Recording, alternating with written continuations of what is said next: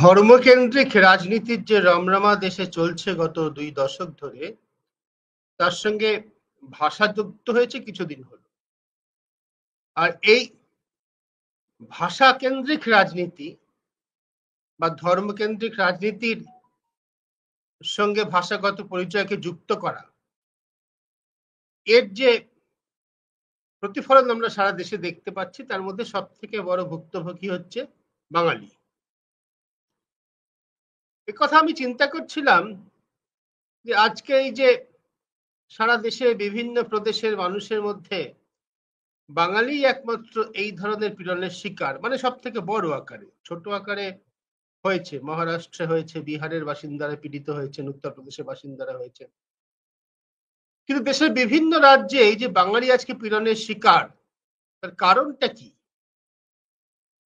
কারণটা খতিয়ে দেখতে গেলে বাঙালির কথায় এবং কর্মে দুস্তর ব্যবধান, সেটাই আমার মনে হয়েছে বাঙালির দুঃখের কারণ।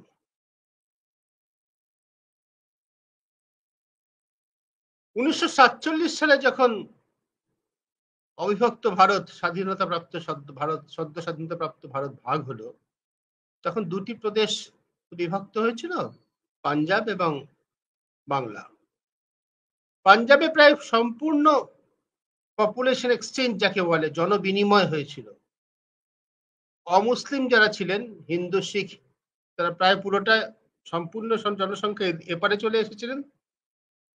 আর আজকের ভারতের অন্তর্ভুক্ত পাঞ্জাবে মুসলিম যারা ছিলেন, তারা প্রায় পুরোপুরি ওপারে চলে গিয়েছিলেন।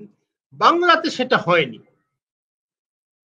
ফলে বাঙালির উপর ঐতিহাসিকভাবে যে দায় বর্তেছে স্বাধীনতার পর, বা বলা যেতে পারে স্বাধীনতার যে ভার, যে বোঝা বাঙালির মাথার উপর আজকেও চেপে আছে, তার মধ্যে একটা এই যে আজও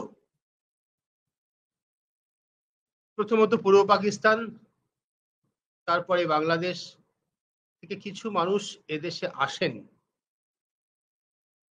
এসে বসবাস করার চেষ্টা করেন।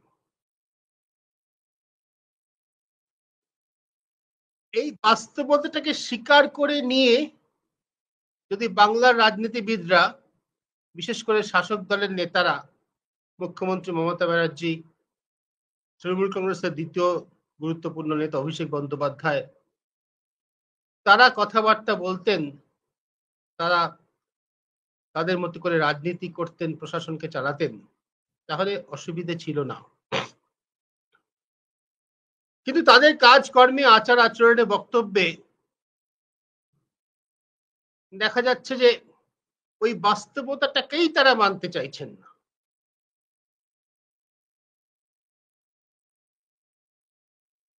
যে সমস্ত বাঙালিদের, বাংলাভাষীর মানুষকে পীড়নের শিকার হতে হচ্ছে দেশের বিভিন্ন রাজ্যে, বিশেষ করে বিজেপি শাসিত রাজ্যে, সাম্প্রতিক উদাহরণ ওড়িশাতে শুরু হয়েছে, আসামে শুরু হয়েছে।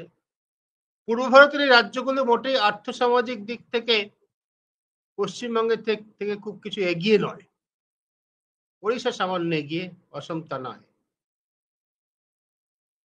বাঙালি পীড়নের শিকার হচ্ছে মহারাষ্ট্রে, দিল্লিতে, হরিয়ানাতে, বিজেপি শাসিত আরো বিভিন্ন রাজ্যে।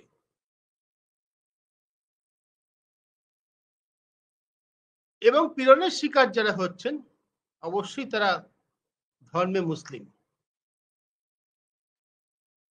এরকম ঘটনার কথা আমরা আকছার শুনছি, জানছি, যে একজন মানুষকে জোর করে ধরে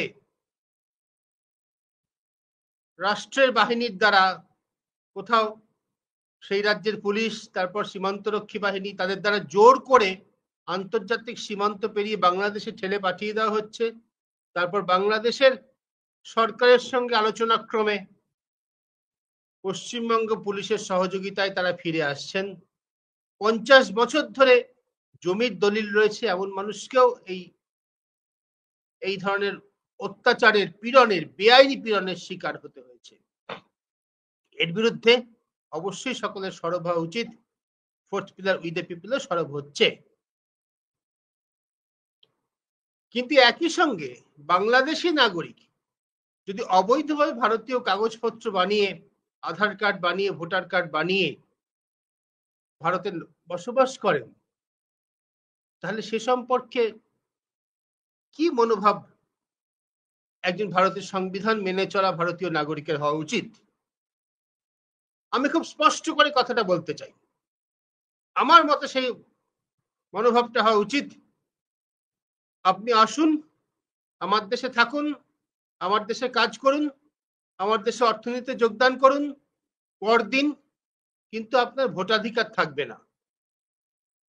পশ্চিম দুনিয়ার সমস্ত উন্নত দেশ, যেখানে ভারতীয় নাগরিকরা, তারা তো ইউরোপের বিভিন্ন দেশে, পশ্চিম ইউরোপের দেশে, আমেরিকাতে যে ভারতীয় নাগরিকরা রয়েছেন, তো অধিকাংশই তো তারা ব্লু কলার ওয়ার্কার নন, তারা ট্যাক্সি চালান না। পশ্চিম ইউরোপে বা আমেরিকাতে বড় শহরে যারা রয়েছে, ভারতীয়রা কিন্তু প্রধানত ট্যাক্সি চালায় না। ভারতীয়দের পরিচয় হচ্ছে সেখানে তারা শিক্ষক, তারা ডাক্তার, তারা হোয়াইট কলার জব করে, তারা দেশের অর্থনীতিতে, দেশের মানব সম্পদে তাদের গুরুত্বপূর্ণ অবদান আছে, কন্ট্রিবিউশন আছে। হ্যাঁ, কিছু মানুষ নিশ্চয়ই ট্যাক্সি চালান আমেরিকাতে, কিন্তু আপনি যদি নিউ ইয়র্ক শহরে নামেন এবং যে কোনো একটা র্যান্ডম ট্যাক্সিতে ওঠেন, এই সম্ভাবনা অনেক বেশি যে ট্যাক্সি চালক পাকিস্তানি বা বাংলাদেশি হবেন, ভারতীয় নন।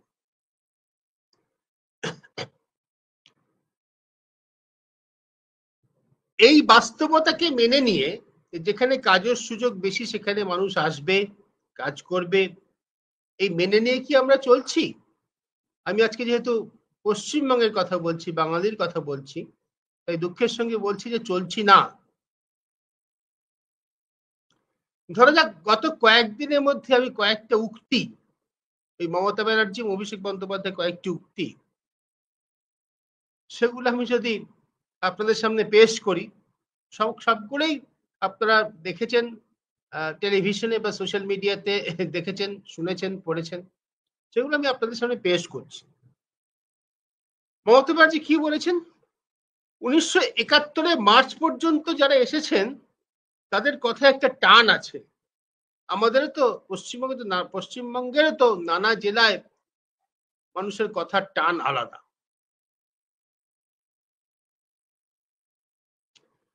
1971